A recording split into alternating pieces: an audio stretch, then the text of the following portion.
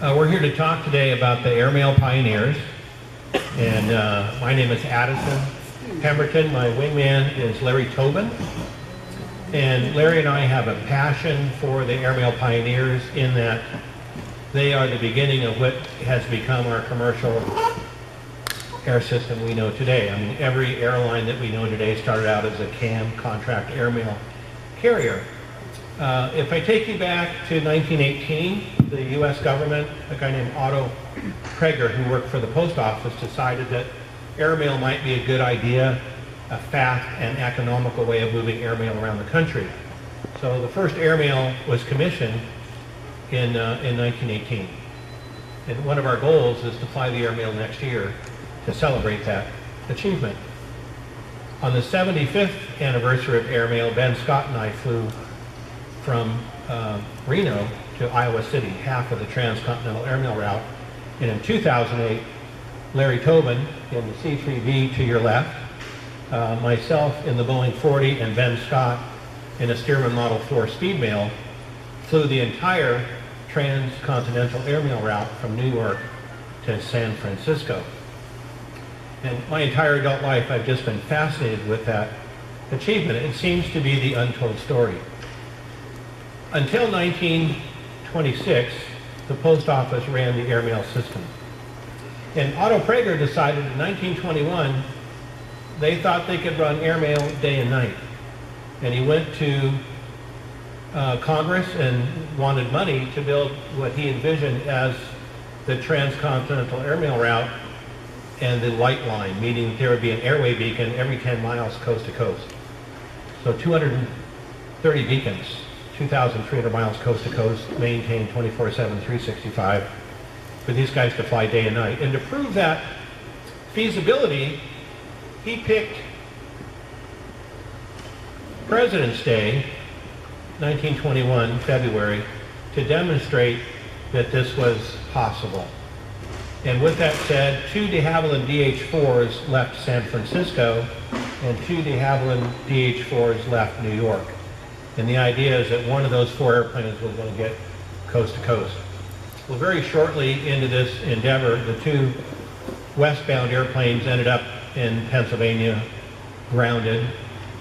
The 2 West Coast airplanes got as far as Elko, Nevada, and the one aircraft was a stall spin accident that was a fatal that killed the pilot, lost the airplane. And our very famous airmail pilot, Jack Knight, continued flying that airplane into North Platte, Nebraska. And when he arrived in North Platte, Nebraska, he was supposed to be relieved by another pilot that would take that airplane on to Omaha, Iowa City, and Chicago. And the pilot said, I'm not flying this, the weather's terrible. And Jack Knight had never flown from Omaha to Chicago. The entire nation was behind this effort. And in an almost unbelievable story, every farmhouse from Omaha to Chicago started lighting bonfires in their backyards. Oh my God. And Jack Knight flew all night, landed at Checkerboard Field in Chicago at sunrise. And the airplane went on to New York. The light line was approved. By 1925, they were flying the airmail coast to coast. And that doesn't give you goosebumps. Nothing will. So Larry and I had studied the Transcon and all these wonderful guys. I mean, Jack Knight, Wild Bill Hobson, Dean Smith. I mean, there's amazing books. One called Flying the Nail, that's excellent. Another, which I love, By the Seat of My Pants. It's Dean Smith's running account of flying the mail day in and day out. And then, of course, Mavericks of the Sky with Wild Bill Hobson on the front cover, bigger than life. It's just really an amazing piece of history that no one knows even happened. So Larry and I and Ben decided, you know, here's the 90th anniversary of airmail. Let's see if we can get some money. So Larry helped me raise some money. Boeing, Jeppesen, a number of local people in Spokane financed this trip, and we pedaled the airplanes to New York. And this presentation talks about that trip and a few little enlightening airmail stories coast to coast. Along with that was a manual published called Pilot's Directions. I have a copy of this book. And in Pilot's Directions, it describes how an airmail pilot should conduct himself. There's a chapter on being a gentleman. You don't address a woman by her first name, unless you've been invited to do so. You don't shake a woman's hand unless her hand is extended first. You don't spit into the wind. You don't drink. It's just a crack of it. It shows you how to be a nice guy, which is nothing about crosswinds or oil pressure. It's just how to be a nice guy. Secondly, the post office, once you sign a contract, which Larry, Ben, and I did, because we carried almost 6,000 covered letters coast to coast, and every city that you land at, of course, they have to validate those covers, and it's quite a laborious process of stamping all the mail. But you're required to wear a tie, and Larry is going to borrow mine later for the rest of the presentation. But you have to wear a tie to be an airmail pilot, and you have to carry a gun. So we always had a gun with us in case there was some foul play involved. But we arrived in New York in September of 2008, and this is a running account of that trip, which was truly heartwarming. The whole trip was amazing, a lifetime dream. So you can see Wild Bill there on the upper left-hand part of this presentation. Here's the three aircraft. Use your imagination with the contrast. In the foreground is Larry Tobin flying the Stearman C-3B. That's a very unique airplane. It belongs to WAAAM now. And that airplane is serial number 4. It's the oldest flying Stearman in existence. Appreciate that the Model 70 is the prototype for the pre-75, the end of the Stearman lineage, if you will, before United Aircraft bought the Stearman Aircraft Company. And I think we have some of the most remarkable Stearmans on the planet. The M2 here was the counterpart to the Boeing 40 as a mail carrier. The second aircraft, of course, is my Boeing 40. It's the oldest flying Boeing aircraft in the world. It was Boeing's first commercial success. In the words of Bill Boeing Jr., without the Boeing 40, the Boeing Aircraft Company would not exist today. There were 81 built, and they flew primarily CAM 18. And let's digress for just a moment. I told you the airmail was flown by post office employed pilots flying government airplanes from 1918 to 1926. In 1926, they began to issue contract airmail routes, CAM routes. The first of which was CAM 5 from Pasco to Salt Lake City. That was flown by Leon Cuddybuck from Pasco. They actually delivered the mail by stagecoach, which I thought was really cool. And he flew a Swallow biplane all the way down to Salt Lake successfully. And then shortly thereafter, all these CAM routes became available for contractors to bid on. The two most lucrative took the Transcontinental Airmail Route and cut it in half. San Francisco to Chicago was CAM 18. And then there was another CAM route from Chicago to New York. And Bill Boeing said, we can make money. So he won the contract for CAM 18, San Fran to Chicago, and CAM 8, the West Coast, which was Seattle to San Diego, shortly thereafter, 1926. And appreciate he won that contract in January of that year. He had to have 25 aircraft operational, 75 trained pilots, and all the infrastructure, and be fully operational by July of that same year. 7 months from signing that contract to going back and telling his guys to build a bunch of airplanes and then train everyone to make all this happen. It's kind of an unbelievable story. And Bill Boeing had a very close relationship with Fred Rensler, who was the founder of the Pratt & Whitney Aircraft Engine Company.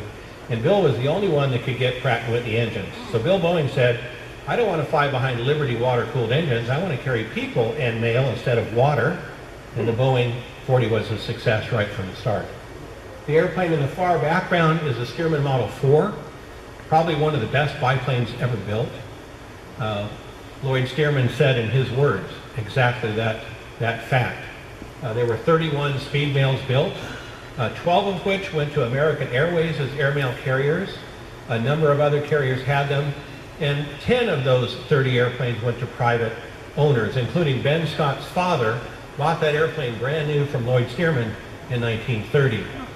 And I love the story because he went to Wichita and bought the airplane from the factory and walked around the airplane and fueled it and took off, and its first landing was nonstop in Albuquerque at night.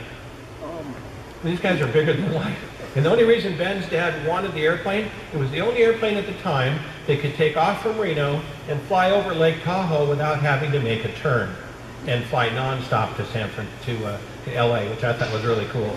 So he goes through all the books, nothing in the livery in 1930 could do that task. I mean, and Model 4 is an amazing performing airplane. So we arrived in New York, and here's all our troop. On the far right is Ben Scott. To his right is Al Holloway, our engine builder.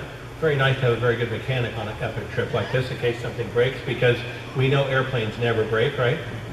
This is another saying, your airplanes never run better and your wingman's airplanes never ran worse, right? Isn't that what generally happens? And then in the center there, the very good-looking man there, you'll recognize is Larry Tobin. And then George Perks, he was our photographer for the entire event. Unfortunately, we lost George 2 years ago to a cancer event, but he was on the entire trip. He was my roommate through the entire trip. And you'll see most of these images are attributed to George Perks. And on the far right, I have no idea who that is. That looks like, that's Miley Cyrus, I think. And then here's a poster my son did, coast to coast. The Boeing 40, the Stearman C3, the Speedmail, and here we are en route. And here's some early pictures of our Boeing 40 being built. There's a picture of my son Ryan and Larry Tobin as the C3B was built. That came from the Skeeter Carlson collection. And Larry had the privilege of rebuilding that airplane twice and repairing it 3 times. So now it's here, safe. Good airplane.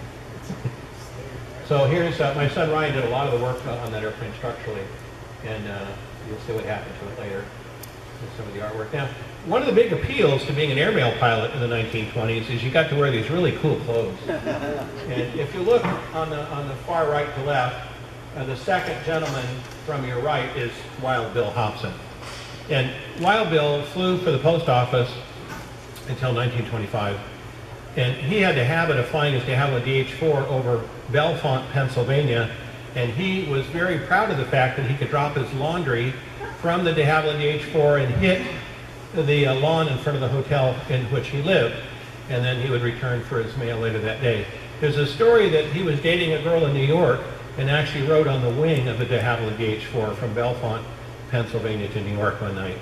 Unfortunately, Wild Bill screwed himself into a hill 10 miles out of Bellefonte. Later that year, it took him a month to find the guy. He was 4 miles from the airport, which was amazing. So, you know, the livelihood of an airmail pilot wasn't very good. You know, a lot of these poor guys appreciate their livelihood, their life depended on intimate topographical knowledge. They have no means of flying IMC whatsoever. Here's some early airmail pictures. I love this. Is Reno. That's the de Havilland DH-4, of course. Wild Bill, you know, really cool guy. I mean, I'm like 13 years old, and I read about this man, and I'm enamored about his achievements and what they did. I mean, you want to be this guy. You know, I don't want to be a rock star. I want to be that guy. And I'm not big into cigarettes, so I have a full life rendition of him in my hangar where he's holding a lollipop instead of a cigarette.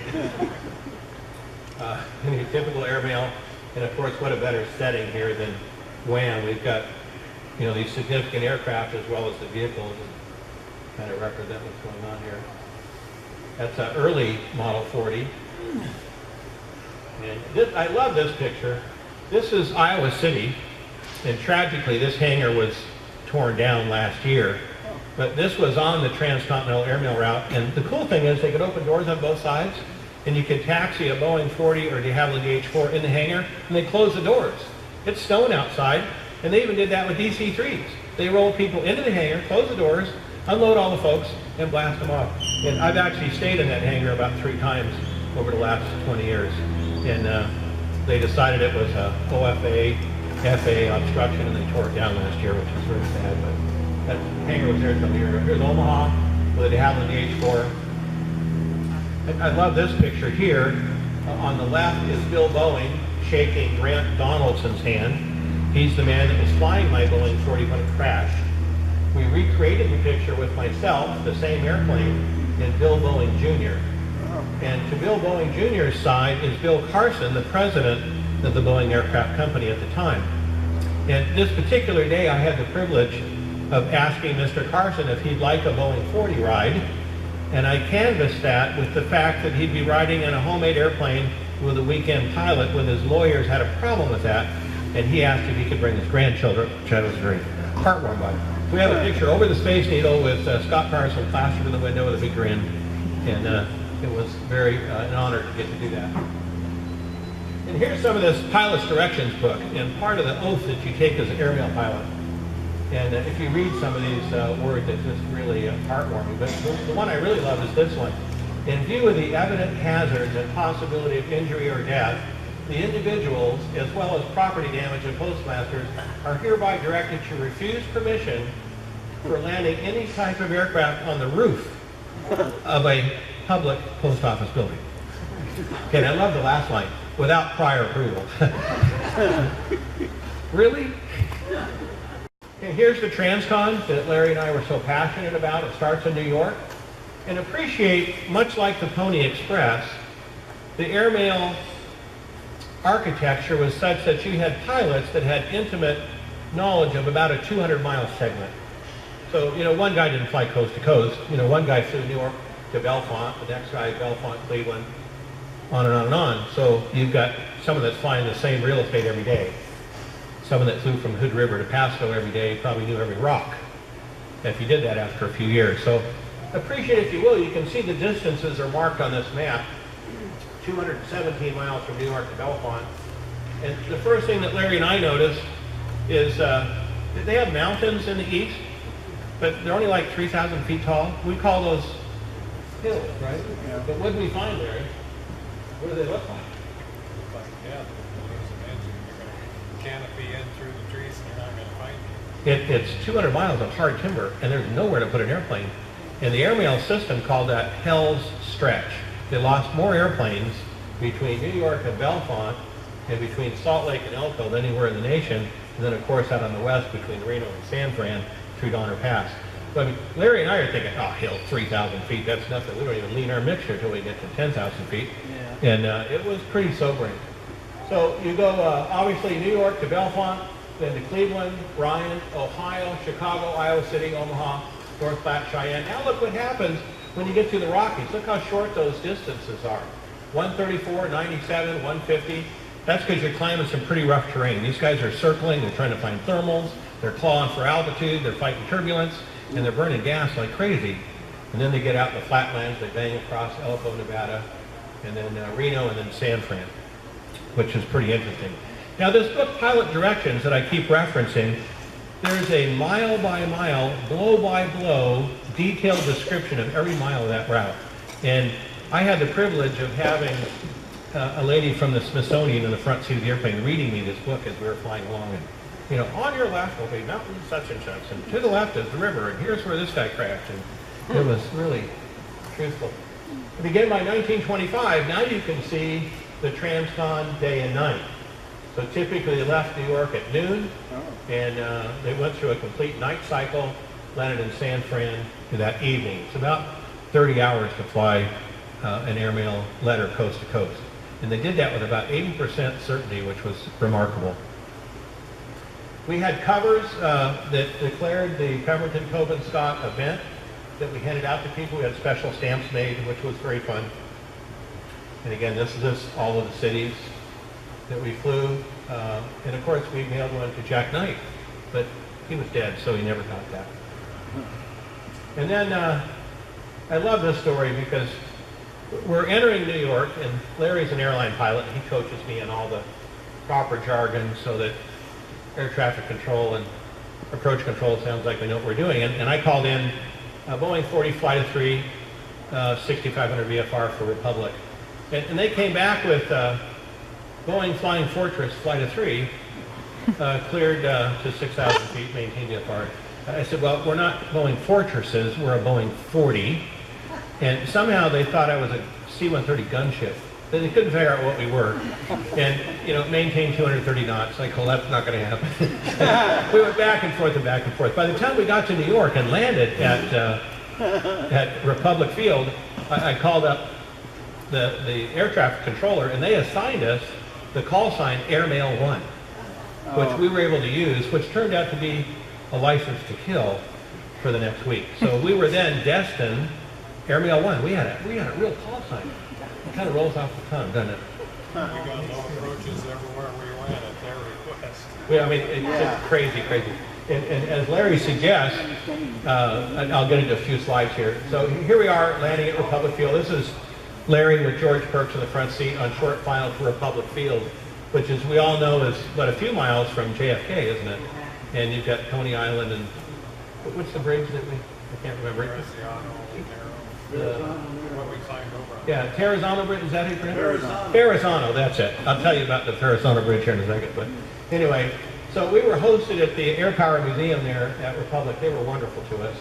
And the next morning, with great fanfare, everybody came out dressed in period costumes. We got our first batch of 6,000 letters, and we all boarded the airplanes to head for Bellefonte in a blue sky day. And my passenger again is this girl Rebecca. I'll show you this. Here we are getting ready to launch from Republic Field. And the night before, this beautiful young girl comes up, and she's from the Smithsonian, and she's going to record this event. And Ben Scott starts talking to her. Have you ever been in a small aircraft? Well, never. And I said, well, you know, this is not the best environment. You've got a very cramped cabin. It's probably going to be turbulent and stinky and awful. And Ben recommended that she eat only bananas. Oh. In that they taste the same coming up as going down. She's taking notes like a man. Anyway, it turned out to be a butter smooth day. I mean, she got this very unrealistic impression of small airplanes because it wasn't a bump the whole way. And, this is so smooth. I thought it was going to be awful. And I said, I've never really liked this. But anyway, so we took off, and again, like we recommended, my clearance as we departed Republic Field, turn right to 030, climb maintain 600 feet, direct JFK. And I look over, and Larry's on my wing, and I go, what's this all about? And they held the traffic at JFK so we could buzz the tower at JFK.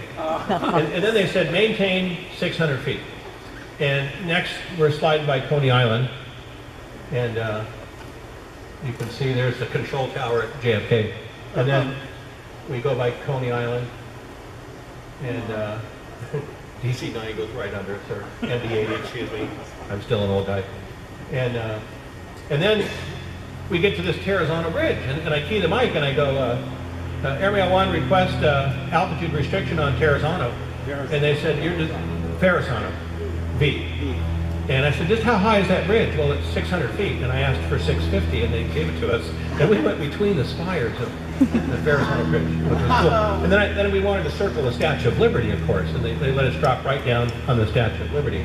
And there's a picture of Ben and I circling. Now, tragically, Larry's got the camera guy, so he doesn't get the glory. But he was there because I was there, and I can verify it.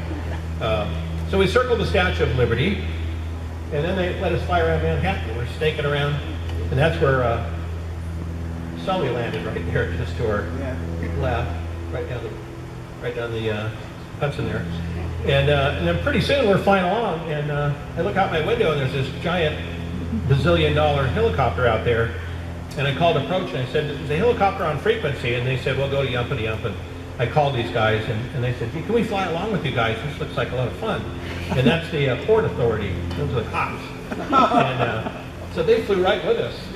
And they said, well, they're flying a multi-million-dollar helicopter. They probably know what they're doing. And they followed us for, what, an hour, didn't they? They said, don't tell our bosses. We have your phone numbers, we can get pictures. And he goes, yeah, we'll get all the pictures, but don't tell the boss what we're doing. Which is very cool. And again, like we mentioned, as we leave New York and start heading west, I mean, you can't see in these pictures, there's 200 miles of rolling hills of dense, hardwood timber with nowhere to land. I mean, zero. You talk about a mag check, I mean, all the way, literally to Bellefonte. And when we landed at Bellefonte, of course, this was the first stop on the airmail run. And there's my passenger, Rebecca. She's thinking airplanes are wonderful and practical. I don't know where she got that crazy idea. She left me in Bellefonte, and I would then pick up Mary Weber from the post office later on in the trip to fly all the way west with me. One thing I learned, if you want something done in this life, ask a woman to do it. Because we tried to get this post office thing really engaged, and every man I talked to, I couldn't get to first base. Once I got a hold of Mary Weber, She was like a bear cat. I mean, she arranged this whole thing. She was amazing. We still stayed great friends. So in Bellefonte, we started doing the presentation we're doing now in all of these original 15 city stops clear across the nation. So it was our simple way of bringing this airmail pioneer story coast to coast. From Bellefonte on to Cleveland, and again we met another woman. I learned very quickly, if you want your airmail stops to be home runs, you get a woman to arrange it. And this was Heather Alexander. This little girl has built her own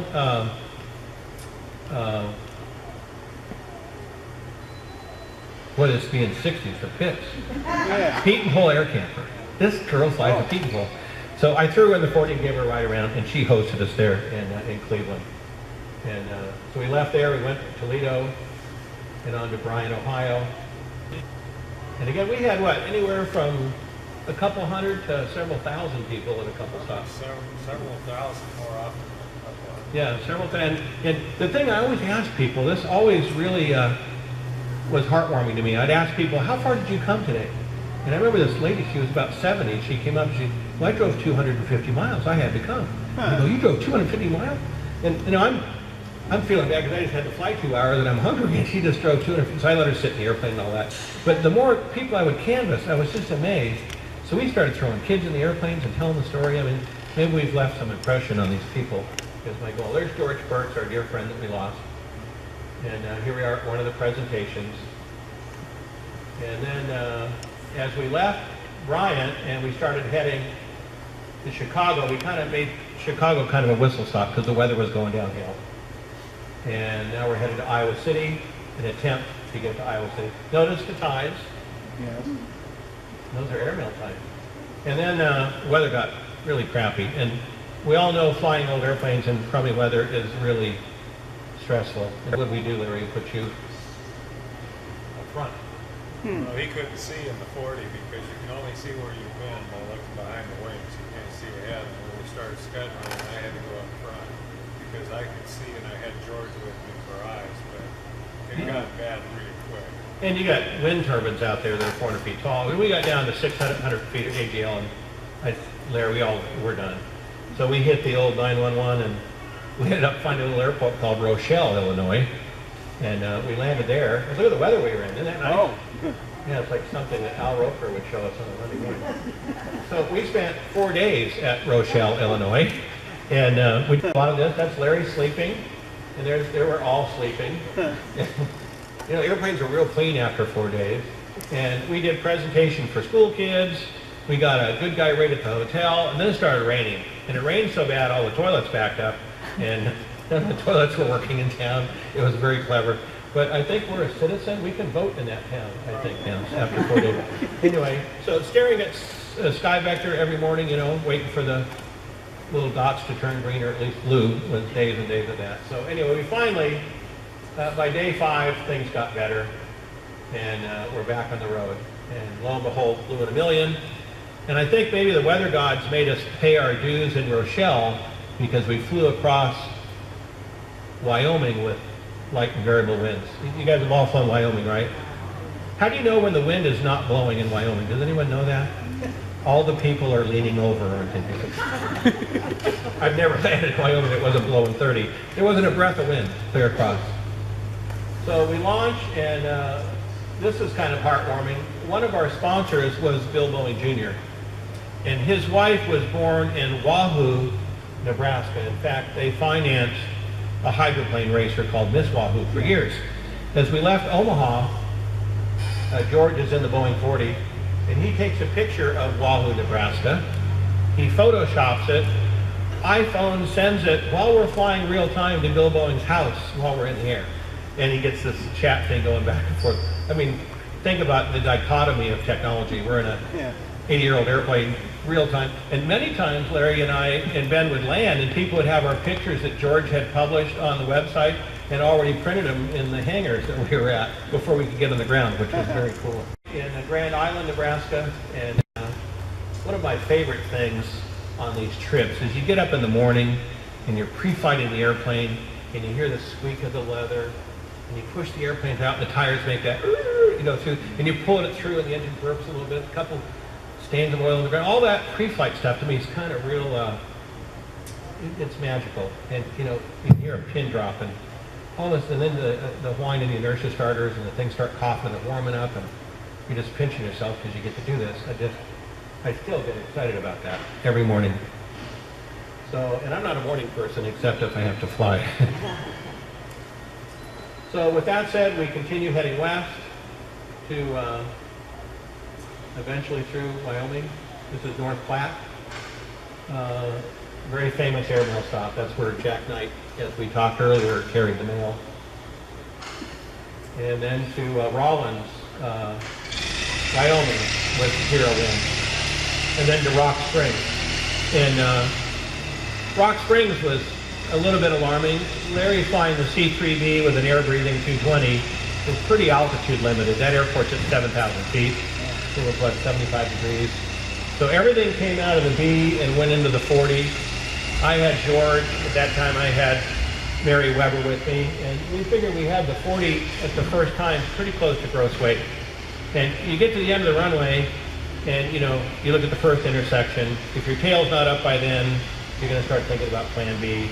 If I'm not airborne by the second intersection, I'm done. And I mean, I give that old airplane the needle, and I don't even remember the first intersection because I cleared it by 100 feet. And I'm thinking, my God, 1928, turbocharger, supercharger, sodium-filled exhaust valve, Stella. I mean, the technology and that airfoil. And we crawled out of Rock Springs better than my 185 does. And Larry got out with the B, but I just remember thinking that morning, those guys had this figured out. It was pretty amazing. So Rock Springs, and then on to, there's Mary Weber. She's the post op. Now, when Mary was in the airplane with me for 3 days, right, it was turbulent, and stuff's flying around, and she's reading a book. I love the bumps. This is so fun.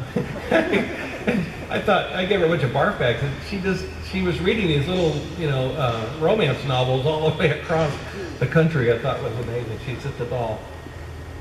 My wife gets deathly airsick, by the way. She has the privilege of being the first one to throw up in the 40, by the way. So we get to Salt Lake. Again, we got to buzz the tower. Yeah, we got to fly around town low. And then they interview us. We got a bunch of taffy. I guess they're big on that in Salt Lake. They can be taffy. Here's Larry signing one of the pictures we did.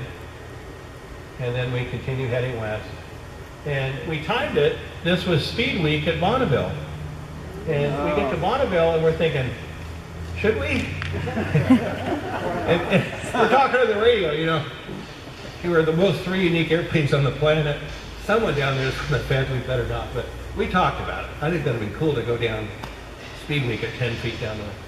But we didn't. We were good boys. And there we are banging around. Now we're in Reno, and everybody's dressed up, oftentimes in period costume, which has been fun at WAAM, a couple of the last events. We've had people dressed up really cute.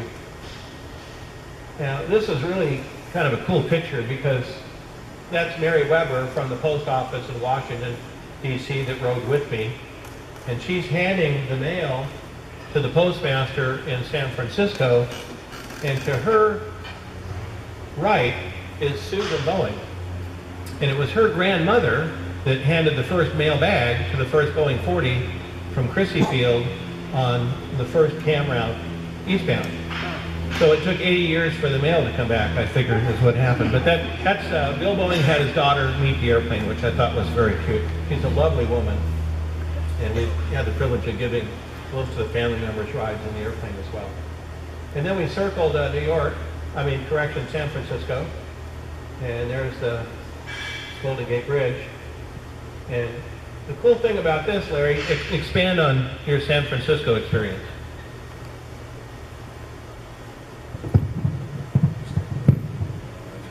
Well, I last left New York in 1997 in a 767 of TWA.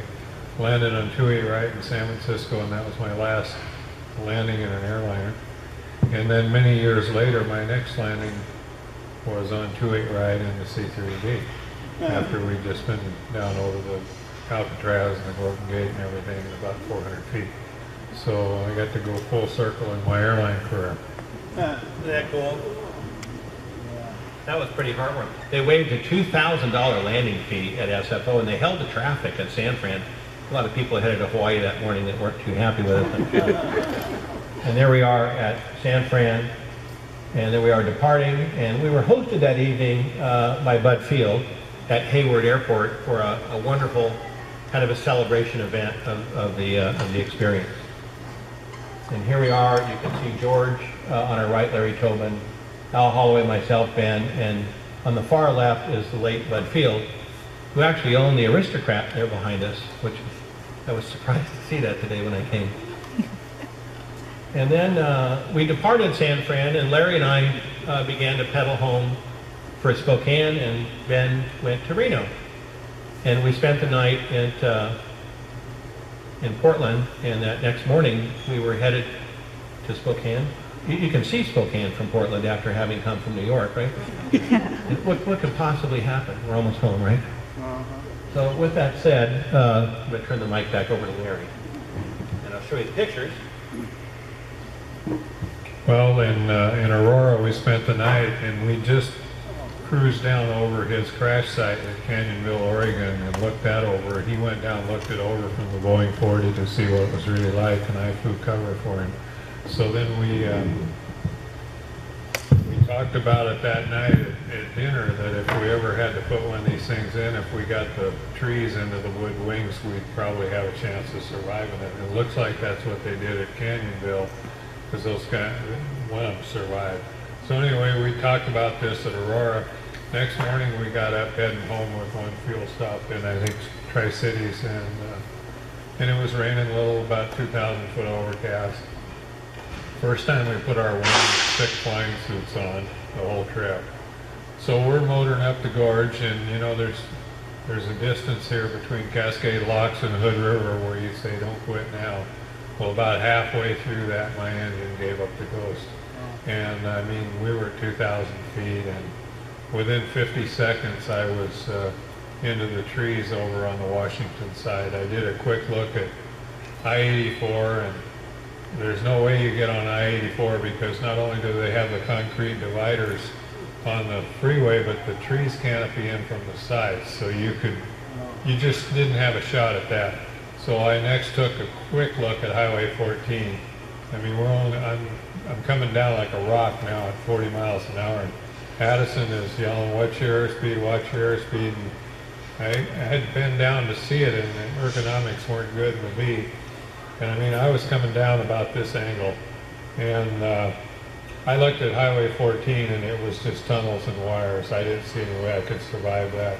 And the river, I didn't think was survivable at all. So all this happened within a matter of seconds, and I'm turning the mags off and on, trying to backfire the engine. We thought probably a rise, we're checking everything, and just running out of time. So there's one field just west of Wind Mountain. It's now got a kind of a wedding tent on it where they do weddings there. It's about maybe 1,000 foot field of green there, but it's right at the edge of Wind Mountain, which knows its name for a reason.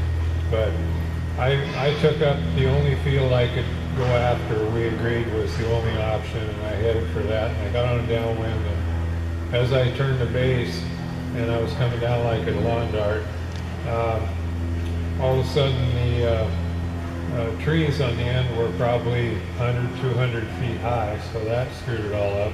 And then as I got over the trees, I found that the field went from level to sloping down like a ski slope, and I was going downhill, so I was running out pretty quick.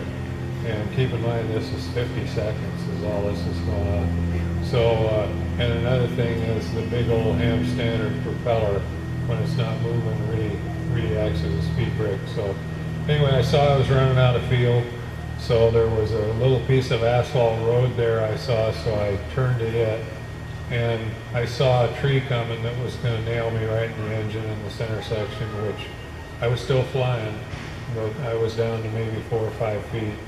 And so I elected to bank it right, and turned out to be the right choice because it dug the right wingtip into the asphalt a little and pirouetted me around.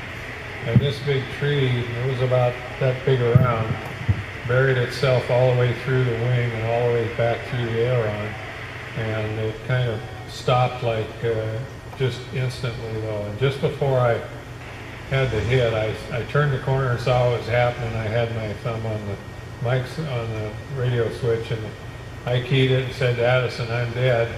And he marked the time of death because he didn't think there was any way I could survive that. And all of a sudden, all the noise was over in a hell of a hurry, and I'm sitting there with my thumb still on the switch. So I triggered it and I said, "I'm okay, I'm getting out." And he thought I was delirious. He said there was no way, the way I scattered wood and fabric and stuff across that place, that I could survive that in any way, shape, or form. But the old airplane, when it turned into the wind, which it did when I made that turn, probably picked up a 25 knot headwind. It was blowing crazy that morning. And I was going 40. So all of a sudden, you know, it's still a hell of a hit. Let me tell you, I can still hear the screech of the metal and the busting of the wood. And but anyway, I jumped out. And I was afraid of fuel, and my center section was full above me, and the engine was hot. So I jumped out, and then my buddies made a nice picture of me walking around on my cell phone, trying to call Addison. And we learned a valuable lesson on this. We were both carrying our cell phones in our pants pockets this whole trip. We found there, once I went down, he couldn't get to his cell phone. It's buried in his pants pocket, and he's in this big Colvinex suit, and every time he'd try to reach his cell phone, going forward, he'd about do wing overs because it's not a very stable airplane. And mine was kind of the same way. So anyway,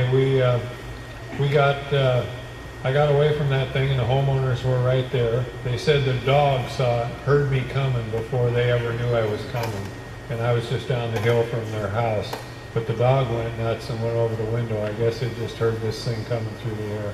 But anyway, I got out of there and no harm, and got a hold of. He was having trouble with 21.5 too, because my ELT was one of those cheap little yellow ones, but boy, it was wailing like a stuck pig, and so Addison couldn't get through to call anybody on 21.5 because I had it all clogged up. So he's fishing around up there trying to control this Boeing and figuring I'm probably dead. And all of a sudden it all came together, and they got there, and Addison came over here, and first time I met Terry was when the homeowners brought me over here after. But you know, I was pretty lucky, and probably the biggest lessons are old airplanes, get the wings into the trees, and get your cell phone up where you can reach it.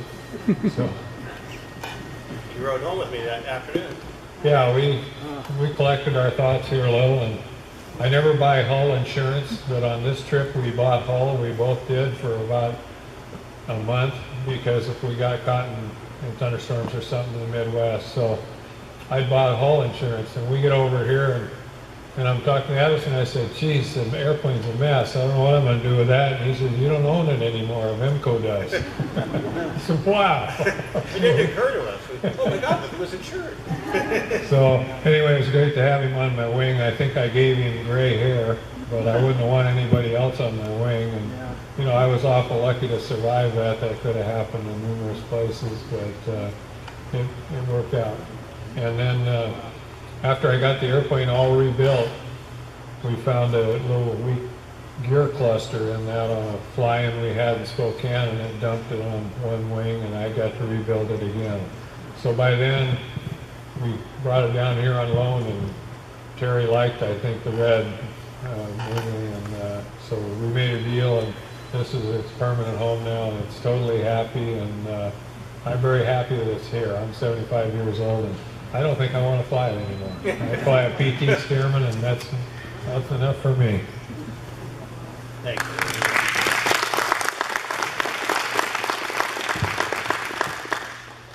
So with that said, this was a tribute again to the Airmail Pioneers.